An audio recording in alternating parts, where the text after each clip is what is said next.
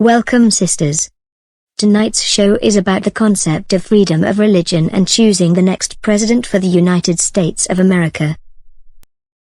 Let's start with the basics. This show is in no way supported or authorized by the Church of Jesus Christ of Latter-day Saints. 2. If you knew anything about the Mormon Church, you would know that the church is politically neutral and does not promote or oppose political parties, candidates or platforms. The Mormon Church does not attempt to direct its members as to which candidate or party they should give their votes to. The church does encourage its members to play a role as responsible citizens in their communities, including becoming informed about issues and voting in elections. Religious freedom is a fundamental concept and a core value to members of the Church of Jesus Christ of Latter-day Saints. It is a birthright for all men and women to enjoy. It is our obligation to support leaders that will best protect religious freedom and our other core values as saints. Sisters, the wolves are no longer at the door. They are in our homes, patrolling our schools, our places of work, our government, and social gatherings. In many cases we have allowed wolves in sheep clothing to gain positions of authority in state and federal levels. We have quietly watched the last 7+ years as the government and liberal media slowly became anti-Christian and each year more aggressive toward our values and culture. They have rewritten the history books and teaching materials at our public schools. They have successfully removed the historical importance of our founding fathers' belief in God. Removed the critical information about the role Christianity played in the creation and growth of America. They have denied the teaching of Christian values in our schools. Our religious ancestors know full well how governments can be infiltrated, corrupted and abused. How sweet promises can be used to commit horrible acts on innocents.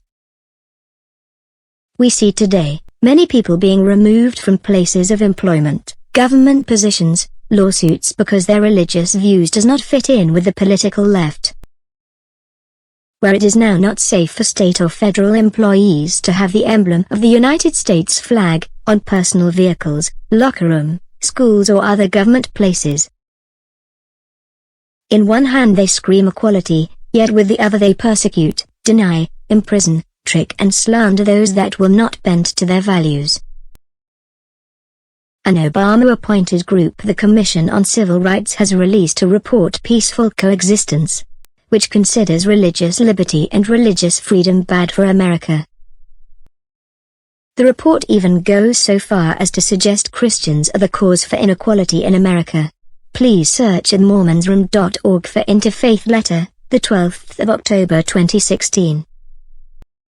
We are at a critical crossroads in America. For religious freedom, we can no longer sit back and hope these wolves in sheep clothing become sheep. We must be wiser this time. That being said, sisters, let us review the things Hillary Clinton has said and done for protecting religious freedom in America. 1. Speaking to the 2015 Women in the World Summit, Clinton declared that deep-seated cultural codes, religious beliefs and structural biases have to be changed. Religious beliefs have to be changed? This is a truly radical statement against religious liberty ever uttered by someone seeking the presidency. It reveals her true nature. She believes that, as president, it is her job not to respect the views of religious conservatives but to force them to change their beliefs. She has promised to override the Federal Religious Freedom Restoration Act. That gives people the legal right to go to court if their religious rights are being abused. She has actively worked against religious minorities for the sake of her other cherished causes. It is hard to find a time where she did fight for religious minorities at all. She has stated multiple times that religious freedom equals legalized discrimination. Is this really the person you want to be the next president of the United States? Hillary Clinton's recent talks use the word freedom of worship, not freedom of religion. This phrase means she believes people can have religious freedom within an enclosed, non-public space, such as a religious structure, residence or vehicle. If she is allowed to be the next American president, then statements that have a religious undertone will eventually become illegal to say in public or on the internet. Displaying your religious views in the public by any means will become illegal. This animated series would become an illegal use of animation on the internet. You think I am kidding? If you do, then you have not been doing your research and will regret it, for your inactions or actions in supporting her will make it all a reality. On August 17, 2016, Orrin Hatch reminded voters in Utah. He said, "Utahns should not be fooled. Hillary Clinton is no friend of religious liberty." Sisters, I think this is good advice for all Mormons in America. Do not trust the serpent, it lies. Get out and vote on election day, no on Hillary Clinton. Thanks for tuning into our little show.